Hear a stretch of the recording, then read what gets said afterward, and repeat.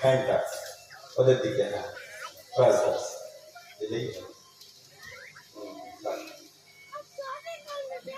মায়েরা উলুধ্বনি দেবেন, প্রভুরা হরি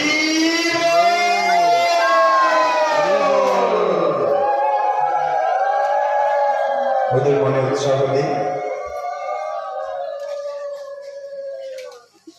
দেবীপুর রাধাকাশ্মীরের ইউটিউব চ্যানেলে আপনারা এই সমস্ত ভিডিওগুলো সারা বছর ধরে দেখতে পারবেন।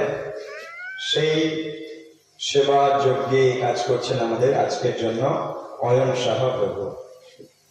ওকে, হরে কৃষ্ণ।